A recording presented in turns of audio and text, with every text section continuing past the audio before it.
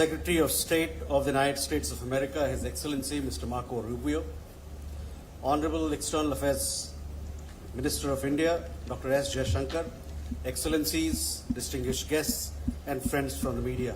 Namaskar and good afternoon to all of you. I welcome you to this press conference. We will first have remarks by the ministers, after which we'll take some questions. First, I invite External Affairs Minister of India to make his remarks to the media. Sir. Thank you, Ranjit. Colleagues from the media, Secretary Rubio and I have held our bilateral talks this morning. In fact, we are midway through it, and after this presser, we'll be going back for the rest over lunch. But as you can see, we didn't want to keep you waiting, so we decided to come out in between and share a readout. Now, this is the Secretary's first visit to India, but from his very first day in office, we have actually been in regular touch. I think I was one of the first to meet you that day. And this has included occasions in Washington, D.C. and New York, but also on the sidelines of other events. The most recent one was in France. So we've had really a continuous engagement which has facilitated our overseeing the broad-based and growing cooperation between our two nations. Now, as regards this visit and our discussions today and yesterday, let me give you a state of play. In terms of the political understanding between India and the United States, I think we have a strategic partnership which emanates from a convergence of national interests in many areas. Yesterday, during the Secretary's call on the Prime Minister, some global and regional issues were discussed. And in our subsequent meeting at the embassy, we took up developments pertaining to West Asia, Middle East, to the Indian subcontinent, and to East Asia. I also shared with him some impressions I had of my recent visit to the Caribbean. And our talks today over lunch will focus on the latest developments in the Gulf. As you all know, a few things have happened or seem to be happening overnight, and also on the Ukraine conflict. And the Indo-Pacific is, of course, on the agenda for the Quad meeting, which we will be doing on the 26th. Where defense and security cooperation is concerned, you're all aware that the 10-year major defense partnership framework agreement was recently renewed. A comprehensive underwater domain awareness roadmap was also signed. We discussed the importance of taking into account the Make in India approach and lessons drawn from recent conflicts while going forward in the defense domain. On the economic front, we spoke about the value of concluding at an early date the final text of the interim agreement regarding reciprocal and mutually beneficial trade. This will be an important step towards a comprehensive bilateral trade agreement which was envisaged during Prime Minister Modi's visit in February 2025. Our expectation is, we had a team recently in Washington, and our expectation is that an American team would be visiting India soon for that purpose. We spent some time today discussing energy issues, and again, you're all aware that our government's fundamental responsibility is to address the needs of 1.4 billion people. Obviously, ensuring the accessibility and affordability of energy for them is our prime objective. Secretary and I therefore welcome the expansion in our energy trade in recent months. Diversified supplies are at the heart of energy security for India. We devoted some time to nuclear energy cooperation as well. The passage of the Shanti Act has opened up new possibilities. An American delegation was recently in India. We hope to realize the potential of cooperation in the nuclear domain, and I also raised with Secretary some issues, regulatory issues we have on the American side. All of you know the importance of critical minerals. Our two nations have been cooperating bilaterally in the Quad format and also as like-minded group. India joined the Pax Silica and is part of the Forge initiative. The AI Impact Summit in New Delhi in February highlighted the enormous potential of the India-US relationship, and we will naturally be encouraging our businesses dealing with AI. As India's semiconductor and AI capabilities advance, this cooperation will be even more prominent in days to come. People-to-people ties are at the heart of our relationship. I apprised Secretary Rubio of challenges that legitimate travelers face in respect of visa issuance. While we cooperate to deal with illegal and irregular mobility, our expectation is that legal mobility would not be adversely impacted as a consequence. After all, this is very relevant to our business, technology, and research cooperation. Friends, India and the United States have common interests, but they also face shared challenges.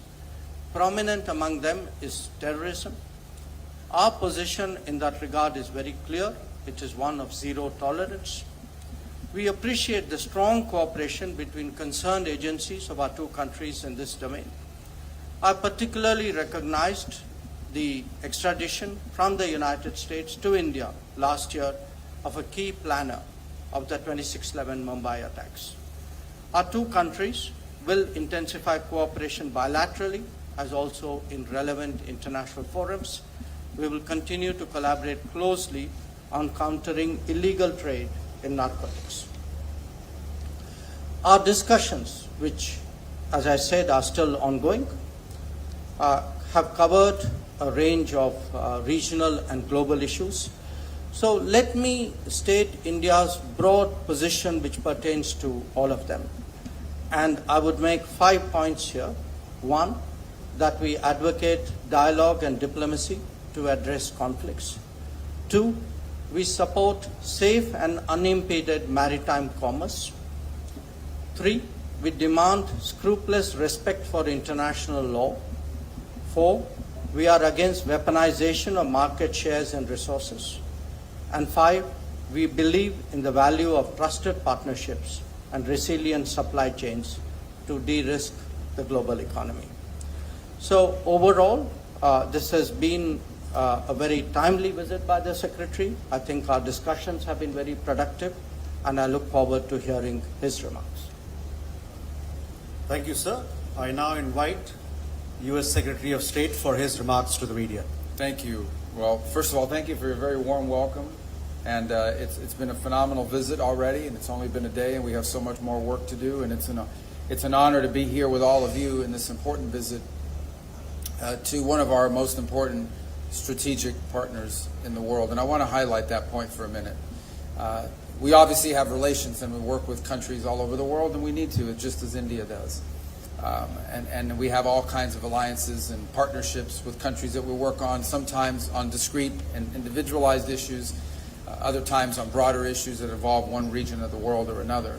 A strategic partnership is something very different. It's something much broader than that. A strategic partnership is when your interests as two nations are aligned and you work together strategically to solve those problems. And the list of issues that we work together with India on, the breadth and scope of them, is what highlights the fact that India is an important strategic partner of the United States, one of our most important strategic partners in the world. It begins with the fact of our shared values. We are the two largest democracies in the world. And so obviously that in and of itself begins to align our interests simply because our leaders respond directly to voters and people on a regular basis, which means I have to go back and justify to the American people every decision we make, and the President has to do the same on why it's good for our country, and our counterparts here in India have to do the exact same thing. You have to respond to the people of India about why your partnership with the United States, or your stance on any issue for that matter, is to the benefit of your country. I imagine this is true in every country in the world to some degree, but it is particularly true for democracies. Democracies respond directly to their people, and you have to respond constantly. In democracies, you have opposition parties. You have a free and open media. By the way, you have a lot of media. We have media in our country. You guys have a lot of media, and that means a lot of scrutiny, a lot of attention. But that begins to align our interests immediately because we both recognize and have mutual respect and understanding that every decision we make, every announcement we make, everything we work together on, we ultimately have to go back and justify it to our voters, to our people, the people who put us in these positions to begin with. The second point I would make is that our partnership from a strategic standpoint is not limited to a regional one. Now, clearly there are regional issues in the Indo-Pacific that are important to both of our countries. But the ability, increasingly as we have conversations, we are talking about strategic interests that align beyond simply the region. Whether it's your visit last week into the Western Hemisphere, we have a lot of alignment. Whether it's our mutual interest of what's happening currently now in the Straits of Hormuz and beyond.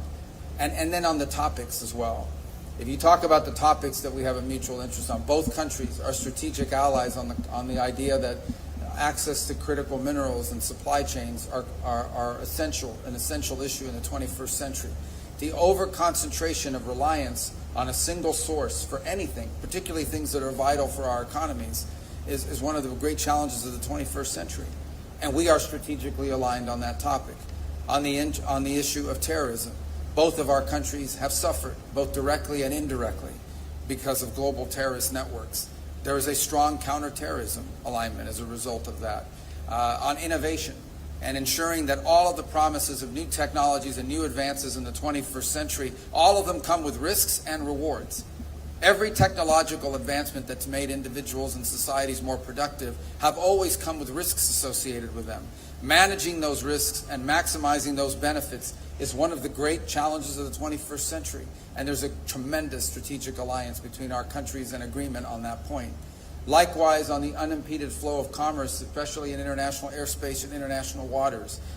This is true in the Indo-Pacific, ensuring that there's a free and open Indo-Pacific, but it extends beyond the Indo-Pacific. We share as a strategic value the fact that no international waterway, no international airspace should ever be used or nationalized by any country in the world, and that should never be accepted as a new normal. Another area of strong strategic alignment. And we could go on and on. The bottom line is that the opportunities exist to work together because not just our shared and common values and our people-to-people ties, but because our nations are strategically aligned on all of the key issues that will define the new century. All of the great challenges that are before us now in the modern era, we are strategically aligned on. And the final point, and this I mean is no disrespect to any other country in the world, but you can have a strategic alliance with countries. But there are only a handful of countries in the world that have the ability to actually do something about these big issues on a global scale. There are only a handful of countries in the world that have both the economic and diplomatic power to be influential on strategic issues from a global perspective. And India is one of them, which is what adds the finishing touches on the importance of this strategic alliance. Is we have a strategic alliance between the United States and India. It's a strategic alliance between two countries that have global influence and the ability to influence global events. And that distinguishes it from other relationships. And so that's why this is an important visit to be here today. It's why we hope that later this year the Prime Minister will visit us in Washington. It's why I hope our leaders will have a chance to interact in other forums. And I also want to thank you, by the way, for hosting the latest meeting of the foreign ministers of the Quad, which will be happening the day after tomorrow, I believe, right? Day after tomorrow. Another important mechanism and of joint cooperation. And one more example of our strategic relationship between our two countries. Because the Quad is a form of alignment between four countries who are not just strategically aligned on a bunch of key issues, but four countries that have the ability to varying degrees to influence global events on these topics of mutual interest. So there's a lot of details and things we can talk about. I didn't mention energy, but we also are strategically aligned on energy. You know, energy and the ability to generate power is the key behind all of the great industries out there.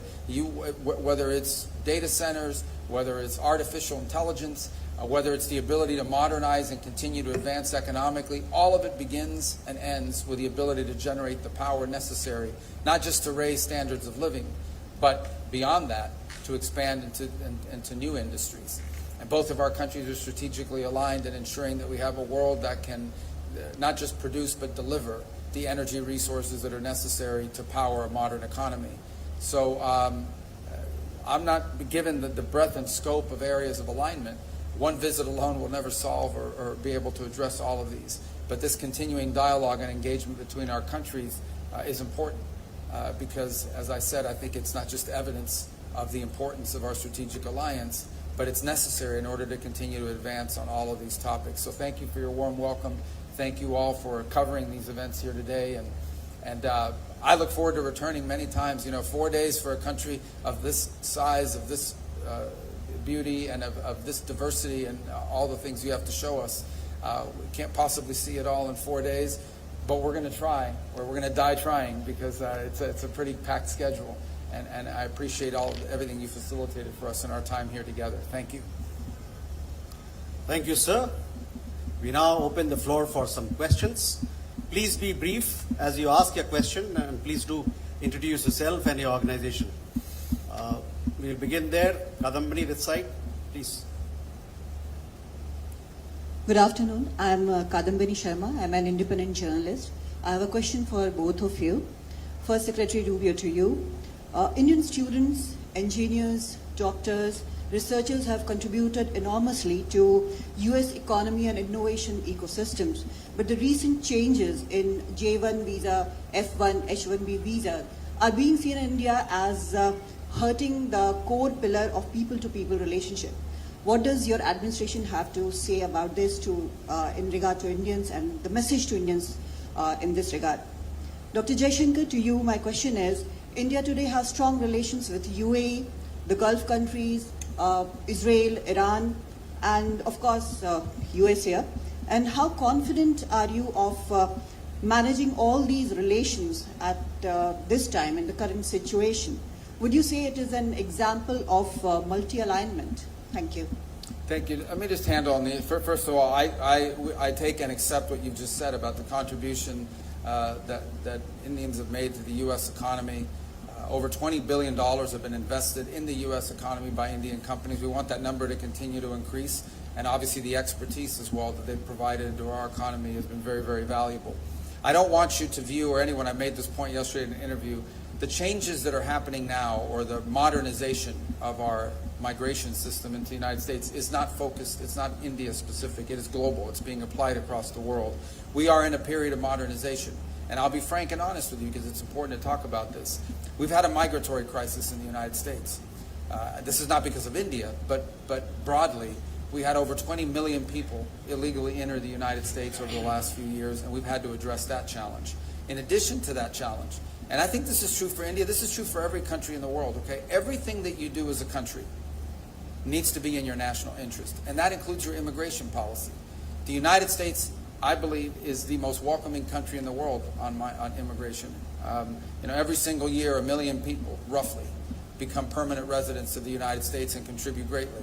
My parents entered the United States as permanent residents in 1956 from Cuba, and so it's a process that's enriched us. But it has to be a process that's adjusted in every era to the realities of the modern times in which you live. And it's long overdue. So the United States is currently undergoing a process of reforming the system by which we choose how many people come into our country, who comes in, when they come in, etc. Anytime you undertake a reform, anytime you undertake a change in the system by which you admit people, or frankly, anytime you undertake a reform in any system, not just on immigration, there's going to be a period of transition that's going to create, some friction points and some difficulties and so forth. Ultimately, we think when this process is in place, once this process has been modernized, and that's really what it is, we are modernizing the U.S. immigration system for the 21st century so that it is an immigration system that's not just good for the America, but it's also good for the people that are coming. Once we are complete and once we've done the work of modernizing that system, I think we're going to come up with a system, we're going to wind up with a system that's more efficient and even better than the previous system, and in some ways may prove to be even more beneficial than the previous system was to people from India that seek to enter the United States to work and innovate. But obviously there's going to be a period of adjustment along the way. So what I want to leave clear is that the changes, while they may be having a disproportionate impact on a place like India that provides so many high-skilled workers to the U.S. economy, it is not a system that is targeted at India. It is one that's being applied globally. But we're in a period of transition, and like any period of transition, there's going to be some some bumps on that road, but we think ultimately our destination is going to be a better system, a more efficient system, one that works better than the one that we had in place previously, and more sustainable, by the way. Your question on the Iran Gulf, the conflict which is going on. Well, look, India would be one of the very few countries who has very good relations, very strong relations with the United States, with Israel, with Iran, and with the Gulf countries. So we have, and we have real interest there. So for us, the challenge in this situation is how to maintain all these relationships, how to protect our equities, how to advance our interests. And we don't look at it as a zero-sum game. We have to manage and actually take care of all these accounts. So having said that, I would say there are some general principles by which we would approach this region. Obviously, we want peace and stability in the region. For us, the welfare, the well-being of the diaspora is crucial. 3, we want to see energy prices go down because we are a very big importer of energy and much of it comes from that region. 4, as I stated in my remarks, we very much are in favor of safe and unimpeded maritime commerce through the region. And what we want to see is really the markets open up there. We don't want to see constraints. So these would be the principles with which we would approach that region. And in a way, of course, every situation is unique. But I think we will find increasingly in the world that there will be conflicts or difficult situations where India, because our interests are growing, we have relationships with all the parties involved. I mean, we are seeing this in the Ukraine conflict as well, where we have, very strong relations with Russia, we have it with Europe, we have it with Ukraine as well, we have it with the United States. And then the question is, how do you manage them, all of them? So in that sense, yes, it is multi-alignment because today's India has that range of interests which require us to manage multiple accounts. Thank you, sir. Sir, if you allow, we can take a group of questions together. Sure. That way we'll be able to cover more. Can we go here, Siddhant, please? Hi, sir. I'm Siddhant from WION. To Secretary Rubio, my question is on technological partnership. How do you see India as a trusted technological partner? The second question is on energy and critical minerals. Once your visit is over, what will be the key outcomes when it comes to these two aspects? And thirdly, there have been a lot of racist comments coming from United States against Indians, Indian Americans. Now, this goes against the basic premise of India-US relationship. So what's your take on that? Yeah, what's your third question? On a lot of comments, racist comments coming from US. That, of course... Who made those comments? We all have seen those comments, sir. We have seen endorsement of those comments. Which So- ones? So it's well known, sir. Anyway, Yeah.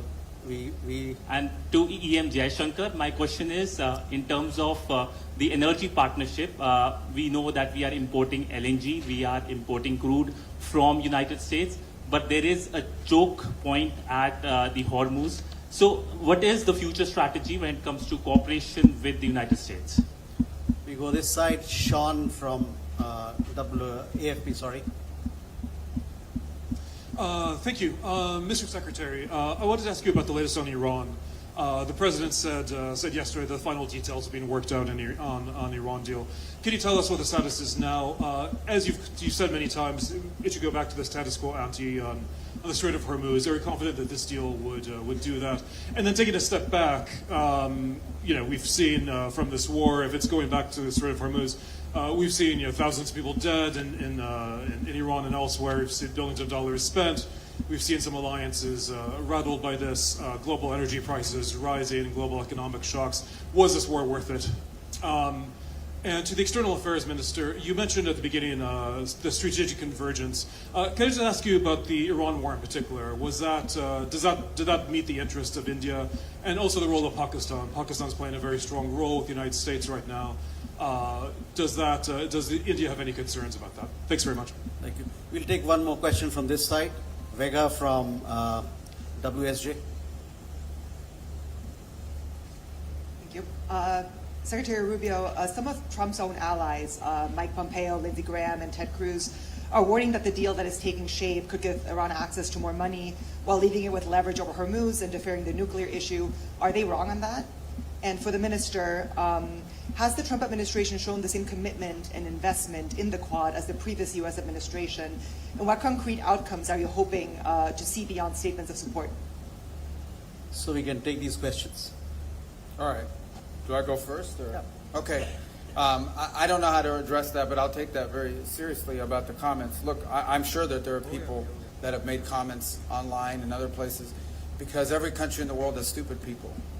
I'm sure there are stupid people here. There are stupid people in the United States that make dumb comments all the time. I don't know what else to tell you other than the United States is a very welcoming country. Our nation has been enriched by people who come to our country, have come from our country from all over the world, have become Americans, have assimilated into our way of life, and have contributed greatly.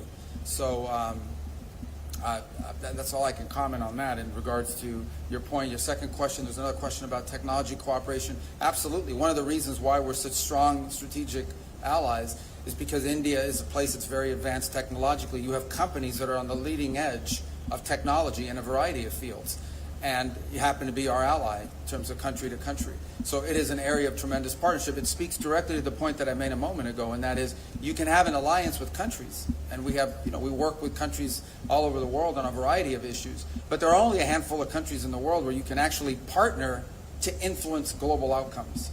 And so India is one of those countries, which is the reason why our strategic alliance is so critical. It's a strategic alliance between two highly capable partners who have industries within our country, private industries within our countries that are on the leading edge of some of the top technologies of the 21st century. So it makes all the sense in the world. Two democracies with a lot of pre-existing links with companies that are on the leading edge of cutting-edge 21st century technologies, partnering together to make sure that those technologies are not just developing and continuing to lead the world in innovation, but are doing so in a way that furthers our national interests. So that is on that point. On the Iran situation, there'll be, I believe, maybe more news coming out a little bit later today on this topic, and I'll leave it to the president to make further announcements on it. Suffice it to say that some progress has been made, significant progress, although not final progress has been made. Ultimately, I remind everybody, and I think this ties into the second question that was asked with relations to it. What is the goal here? The goal here the ultimate goal is that Iran can never have a nuclear weapon. Iran can never possess a nuclear weapon. The president has been clear about that. They will never possess a nuclear weapon, certainly not as long as Donald Trump is president of the United States. Related to that is this issue of the Straits. Okay, this is an international waterway. They don't own it. It's an international waterway, and what they are doing now is basically they are threatening to destroy commercial vessels using an international waterway. That is illegal under any concept of international law that governs us, but it's also if we allowed that to become normal, we would be normalizing an unacceptable status quo and setting a dangerous precedent that could be replicated here in this region and in multiple places around the world. So the desire the president has, his preference, is to find a diplomatic way that these problems can be solved. That's always the president's preference. He would much rather have me and the Department of State solve this problem than the Department of War having to solve this problem. But the problem is going to be solved one way or the other. So we've made some progress over the last 48 hours working with our partners in the Gulf region on an outline that could ultimately, if it succeeds, leave us not just with a completely open straits, and I mean open straits without tolls, and with addressing some of the key things that underpin what has been Iran's nuclear weapons ambitions in the past. So we think we've made some progress on the outline of something that, if it works, could give us that outcome. Obviously, that will require full Iranian acceptance and then compliance, and it will require some future work on negotiating the details. When you're talking about a nuclear program, as an example, these are highly technical matters and ones that would probably need to be addressed over some period of time. On the issue of benefits that they could get from it and whatever domestic criticisms there may be, I don't think anyone's been tougher on the Iranian nuclear ambition than President Trump. Understand, okay? Again, I don't know what some of these individual comments have been from different sectors of our politics in the United States, but I will say this: there is no one who has been stronger on this issue than President Trump. Okay? Multiple political leaders, multiple presidents of the United States have all said the same thing: Iran cannot have a nuclear weapon. The only one who's tried to do anything and has actually done anything about it in a real way has been President Trump. So his commitment to that principle that they'll never have a nuclear weapon shouldn't be questioned by anybody. And the idea that somehow this president, given everything he's already proven he's willing to do, is going to somehow agree to a deal that ultimately winds up putting Iran in a stronger position when it comes to nuclear ambitions is absurd. That's just not going to happen. But our preference is to address this through a diplomatic means. And that's what we're endeavoring to do here. I think we've made some progress. I'm always cautious when I say that because you can agree to things on paper, they actually have to be implemented. You can agree to things in writing, and then you actually have to go out and do it. And but I do think perhaps there is the possibility that over the next few hours, the world will get some good news, at least with regards to the Straits and with regards to a process that can ultimately leave us where the president wants us to be, and that is a world that no longer has to be in fear or worry about an Iranian nuclear weapon. And so I do think there's some good news on that front, but not final news on that front. But perhaps a little bit later today we'll have more to say. But you know, some progress has been made. I don't want to downplay that. But I also want to caveat it by saying we still have some work to do. We'll see. Okay, the first question about energy choke points and what's happening between us and the U.S. on energy. Well, I think as I mentioned, there's been actually a very significant uptick in our energy imports from the United States. It's not new. It started out many years ago, but I think it's really picked up in the last year. And where India is concerned, look, this is an era of de-risking, and probably energy more than anything else requires de-risking. So a big country, if you are to do de-risking, looks at multiple sourcing. And for us, the United States has emerged as a very significant and reliable source of energy, as indeed have some other countries. So the way we will deal with the current situation in Hormuz, and frankly going forward as well, which is to diversify our energy sources, because that is at the heart of our energy security. And that is why we feel strongly that the energy market should not be distorted, they should not be constrained. It is important to keep energy prices down for global growth. Regarding your question on the Iran war, in fact, it flows in a way from that answer.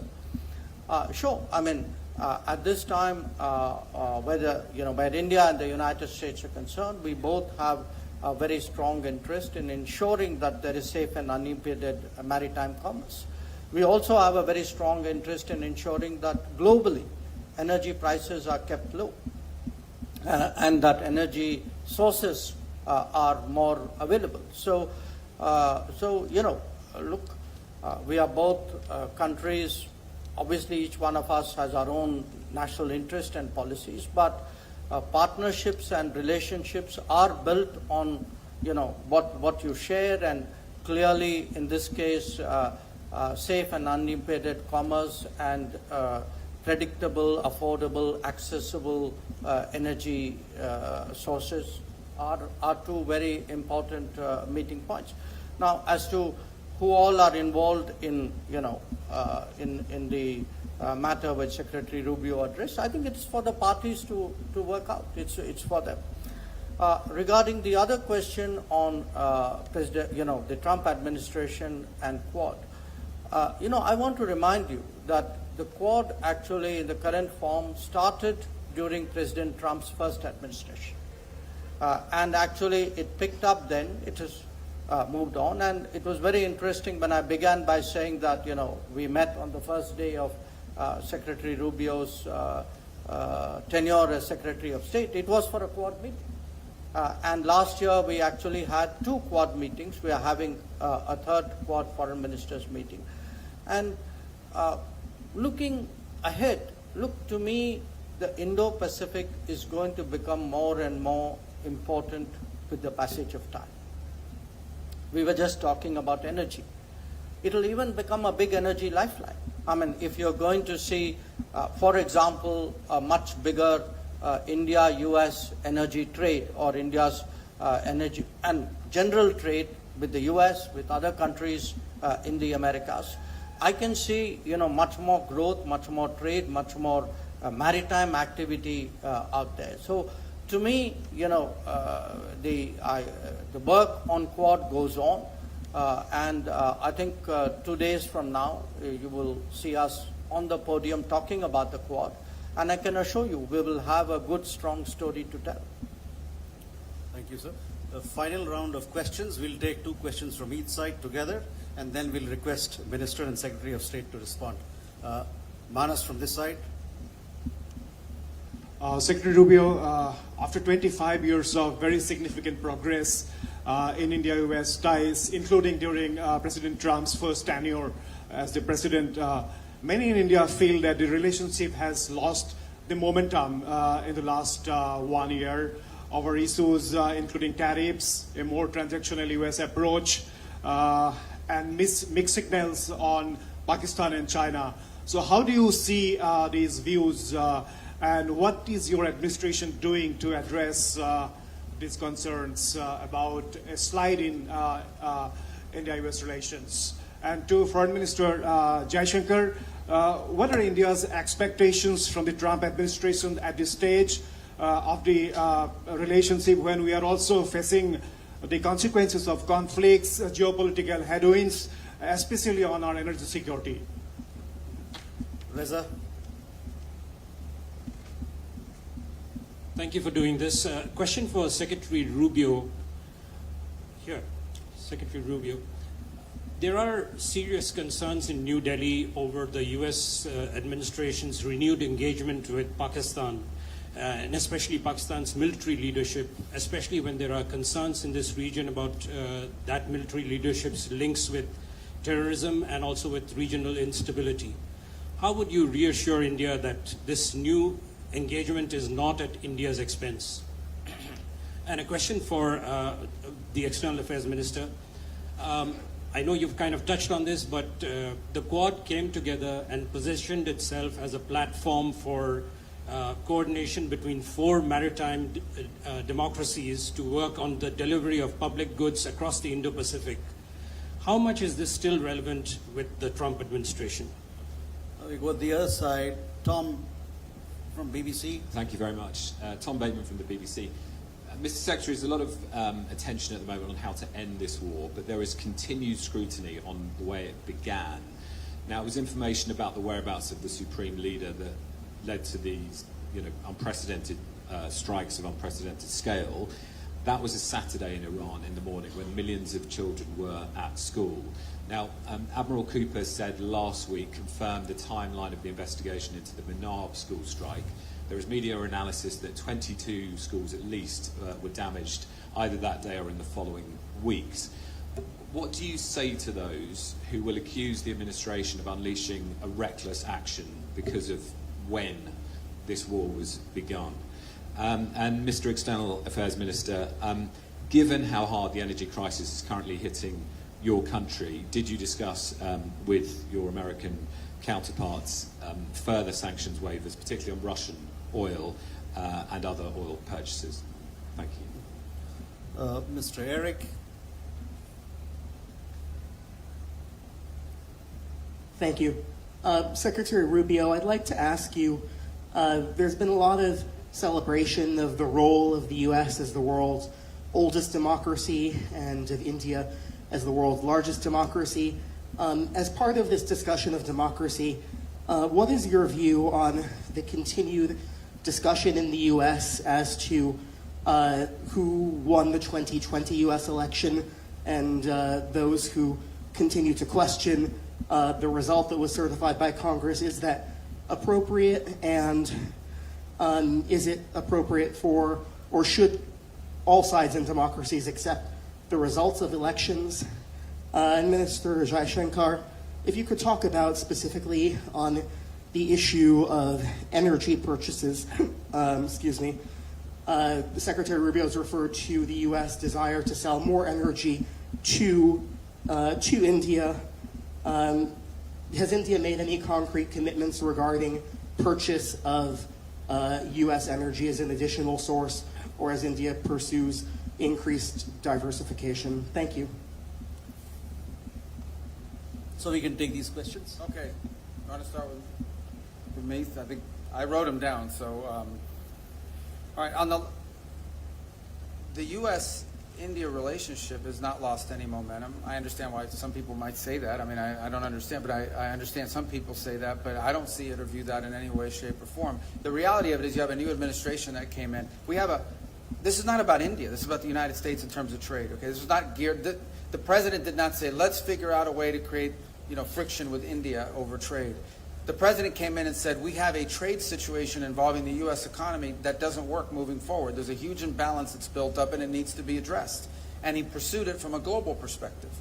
And so I can tell you as Secretary of State, there virtually is no country in the world that I could travel to that isn't going to raise the issue of trade, because we did this from a global perspective. The president approached it and said we have to rebalance U.S. trade. And one of the reasons why is, again, this is not about India. I'm not speaking about India. I'm speaking more globally. The United States was being deindustrialized.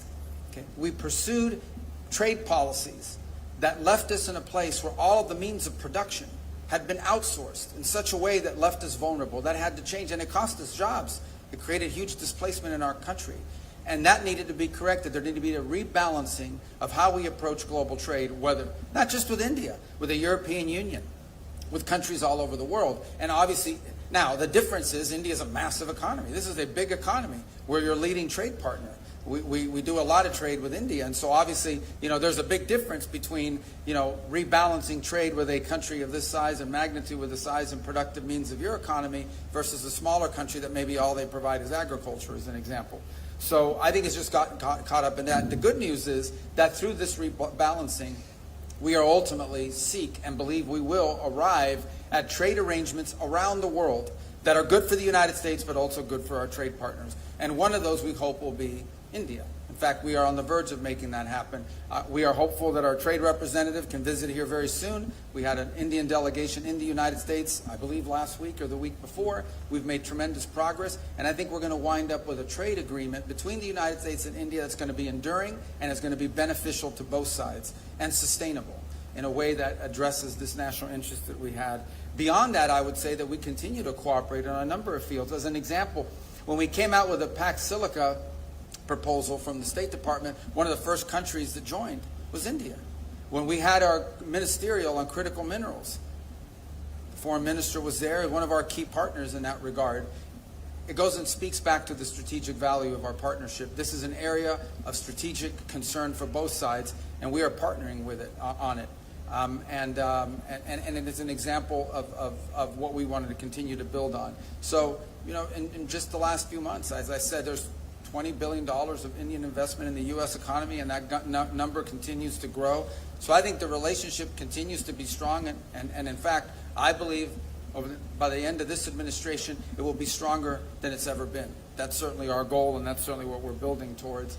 As far as our relations with other countries, yeah, we have relations, and we work at the tactical level, for example, and in many other ways with countries all over the world. So does India. That's what responsible nation states do. But I don't view our relation with any country in the world as coming at the expense of our strategic alliance with India, for the reasons I've outlined here already earlier today. On the question of the war and the look, that was a long question and it said a lot of things I don't agree with, and I'm not going to speak to military tactics simply because that's not my department. I will say this to you. When this conflict began with Iran, the goals were outlined and they were very simple. And they were very clear. We were going to destroy their navy, which we have done. We were going to significantly reduce their ability to long range to launch ballistic missiles, because that was the conventional shield they were trying to hide behind, and we've achieved that objective. And we were going to do damage to the defense industrial base so they couldn't rebuild all of these things. We've achieved that as well. Those were the objectives of Epic Fury. Those objectives were achieved. Those were the targets of our operation. And that's what they were targeted on. Okay? On the other hand, Iran likes to sponsor proxy groups of terrorists. And these terrorists don't care what they blow up. They blow up anything and everyone. Okay? This is who we're dealing with. Okay? This is an Iran that not long ago, through their Hezbollah proxies, blew up a Jewish center in Argentina and killed a bunch of people. This is an Iran that innovated the use of roadside bombs that killed and maimed a bunch of people, including American servicemen, but a bunch of other people. This is an Iran that has organized the assassinations and the attempted assassinations of people all over the world, including civilians and dissidents and people they don't agree with. There is no nation on earth that sponsors more terrorism than Iran. And they've spent millions and millions of dollars sponsoring terrorism and targeting individuals all over the world, and including civilians have been caught up in that. Okay? That's what Iran has done. They didn't spend their millions and millions on building roads and bridges and improving the life of their people. That's why their people are always in the street protesting, because their economy's been in shambles, because they don't invest in their economy. They would rather invest in Hezbollah. They would rather invest in the rapists and the murderers of Hamas. They would rather invest in those groups than they do in their own people. That's what Iran invests in. And that's what you should be asking me about. That's what the BBC should be covering. And that's what these other media outlets should be covering, is how evil these people are in Iran and the damage they've done to people all over the world. The world's leading sponsor of terrorism is Iran. And look what they're doing now. They are holding hostage civilian vessels, including ships that have now been stuck in the Persian Gulf. They've laid mines in an international waterway. And yet, despite all of that, the United States remains committed to finding a diplomatic solution to this crisis. But let's be clear who we're talking about here. We're not talking about some pacifist government over there, or some pacifist regime. We're talking about one of the most vicious regimes on the face of the earth and in modern history.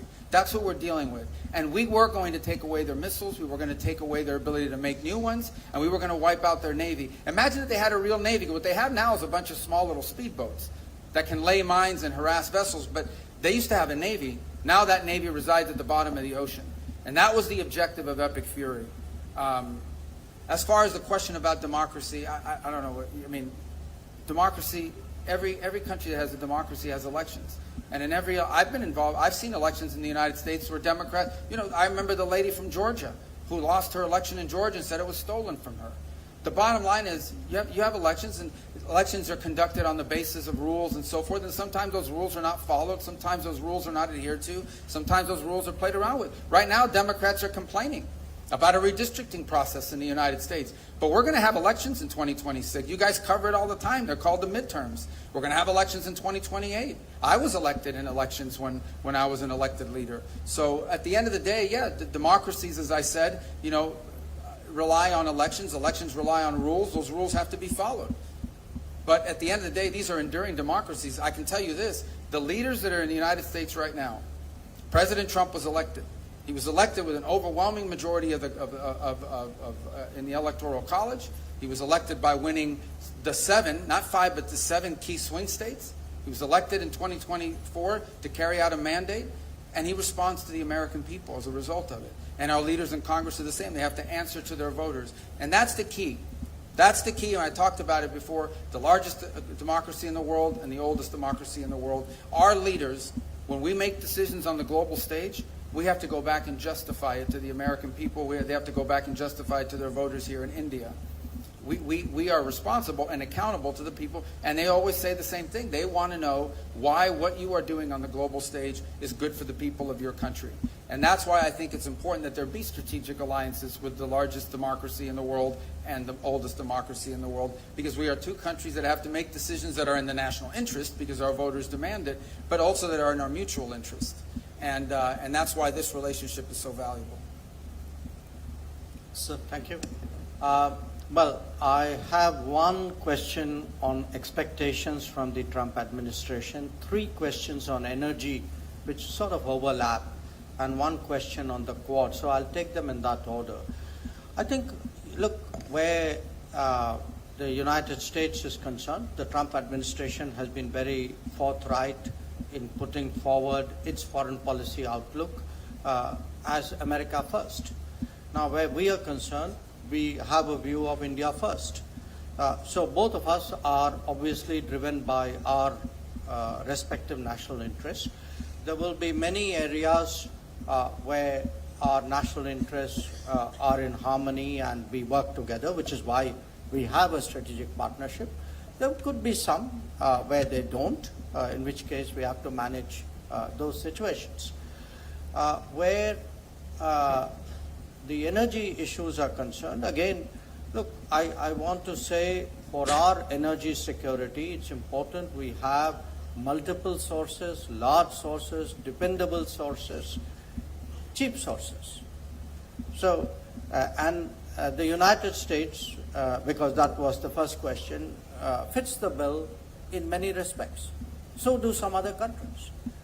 So we will continue to diversify and maintain multiple sources of supply at the most reasonable cost, because at the end of the day we have an obligation to our people to provide them energy at affordable and accessible rates. Now, what we don't want to see, we don't want to see energy markets distorted, we don't want to see energy markets constricted, because it has a cost implication. So the question which was asked, did we discuss that? Yes, we discussed that. And, I certainly expressed the Indian point of view that, we strongly believe that energy markets should be left, to the market. Where the Quad is concerned, I'm glad you used the word maritime democracies, because both terms I think are very relevant.